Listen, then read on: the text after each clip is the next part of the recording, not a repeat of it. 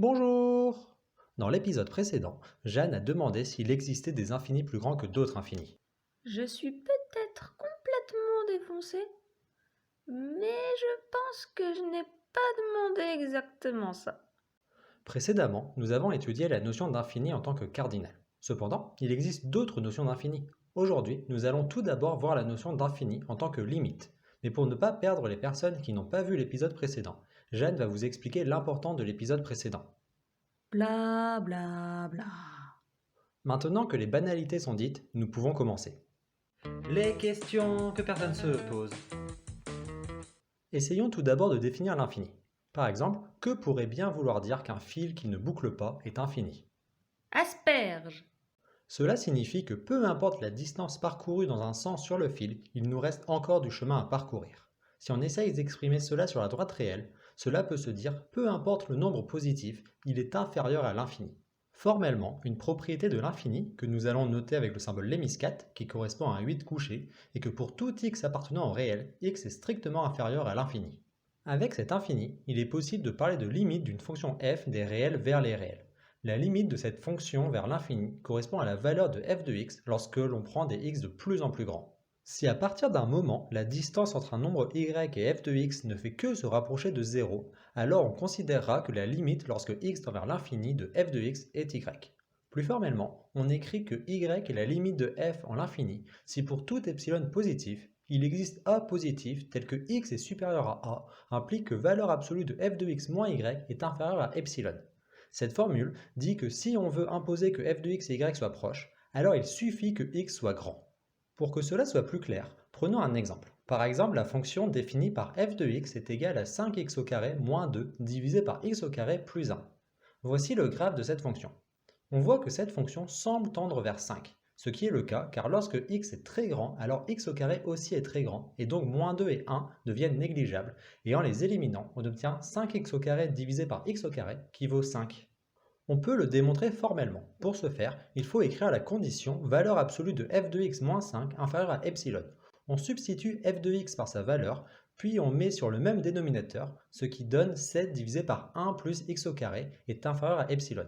En divisant par 7 et en inversant les quantités, on obtient 1 plus x au carré est supérieur à 7 divisé par epsilon, ce qui peut s'écrire x au carré est supérieur à 7 sur epsilon moins 1, ce qui est tout le temps vrai pour epsilon supérieur à 7, car un carré est toujours positif, et si epsilon est plus petit, alors on définit a est égal à racine carrée de 7 divisé par epsilon moins 1, et on obtient x supérieur à a, implique que valeur absolue de f de x moins 5 est inférieure à epsilon. Donc, pour tout epsilon, on peut trouver le a voulu pour obtenir la définition de la limite. Par conséquent, cette fonction tend bien vers 5.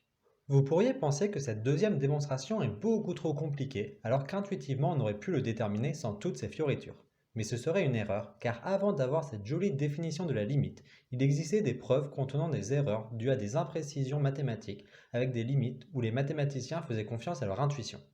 En plus d'avoir une limite finie à l'infini, une fonction peut aussi diverger en tendant vers l'infini. Par exemple, la fonction f de x définie par f de x est égale à x au carré tend bien vers l'infini quand x tend vers l'infini.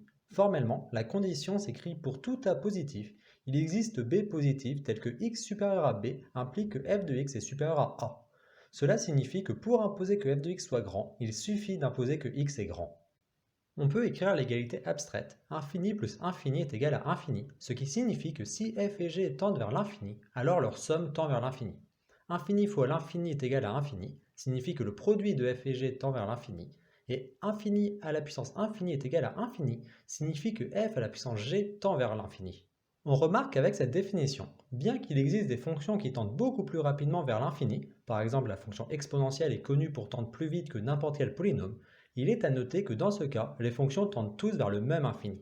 Donc, avec cette définition de l'infini, on pourrait être tenté de dire qu'il n'existe pas d'infini plus grand que d'autres infinis. Il n'est pas possible d'aller plus loin que l'infini. Waouh! Mais cela serait aller trop vite en besogne, d'une part parce que cette conclusion n'était pas celle de la vision de l'infini avec les cardinaux, mais en plus, il reste une dernière manière de définir l'infini, c'est la notion d'infini des ordinaux. Les ordinaux correspondent à des classements. La notion de premier, deuxième, troisième et ainsi de suite correspond à des ordinaux. Imaginons qu'il y ait une course entre des lapins et des tortues. Supposons de plus qu'il y ait une infinité dénombrable de lapins et une infinité dénombrable de tortues. et qu'à contrario des histoires de La Fontaine, les lapins ne sont pas feignants. Dans ce cas, n'importe quel lapin ira plus vite que n'importe quelle tortue. Pour définir le classement de chaque lapin, on utilisera un entier naturel. Mais comment décrire le classement de la tortue la plus rapide? Lui assigner un entier n'est pas possible, parce que sinon il n'y aurait qu'un nombre fini de lapins devant, alors qu'on sait qu'il y a un nombre infini, donc le classement de la tortue la plus rapide doit être l'infini. On va noter cet infini dans les ordinaux oméga, pour le différencier de celui des cardinaux et des limites. Maintenant, nous pouvons nous demander quel est le classement de la deuxième tortue la plus rapide. On pourrait vouloir dire que c'est aussi l'infini, parce qu'il y a un nombre infini d'animaux devant elle. Mais ce serait une erreur, parce que dans ce cas, les deux premières tortues auraient le même classement, alors qu'elles ne sont pas arrivées en même temps. Ce serait fou. Donc, le mieux est de dire que le classement de la deuxième tortue est oméga plus 1. Précédemment, nous avions vu que LF0 plus 1 est égal à LF0 et l'hémiscate plus 1 est égal à l'hémiscate. Ici, ce n'est plus du tout le cas. Augmenter l'infini de 1 change tout. Donc, nous pourrions déjà nous arrêter là en disant que pour les ordinaux, il existe bien des infinis plus grands que d'autres. Mais finalement, ce n'est pas vraiment la réponse à la question qui est importante. Donc, je vais continuer à vous expliquer les ordinaux. Comme vous aurez pu le comprendre, la troisième tortue aura l'ordinal oméga plus 2 et ainsi de suite. Le classement d'une tortue sera de la forme oméga plus un entier naturel. Imaginons maintenant qu'en plus des lapins et des tortues, il y avait des escargots, tous plus lents que les tortues dans la course. Dans ce cas, quel doit être le classement de l'escargot le plus rapide? Ce ne peut pas être de la forme oméga plus un entier, car c'est le classement d'une tortue. Comme vous avez pu le deviner, son classement est oméga plus oméga, que l'on peut abréger en 2 fois oméga. Le deuxième escargot aura comme classement 2 oméga plus 1, et ainsi de suite, chaque escargot aura comme classement 2 oméga plus un entier.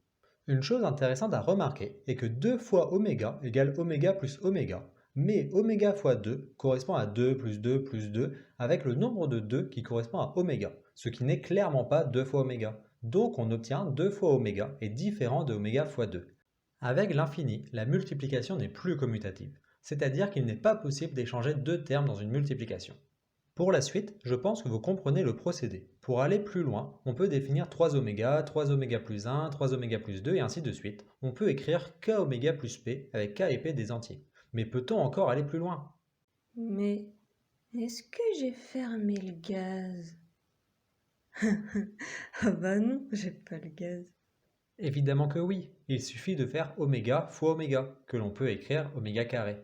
Ensuite, on a oméga carré plus 1, oméga carré plus 2, et ainsi de suite jusqu'à oméga carré plus oméga. Finalement, on écrit les ordinaux du type a fois oméga carré plus b fois oméga plus c avec a, b et c des entiers. On voit que cela ressemble farouchement à un polynôme de degré 2, mais où l'indéterminé est l'ordinal oméga. On peut aller encore plus loin en disant que si p est un polynôme à coefficient entier naturel, alors p de oméga est un ordinal. À ce moment, on peut se dire que nous avons atteint le maximum. Mais pas du tout.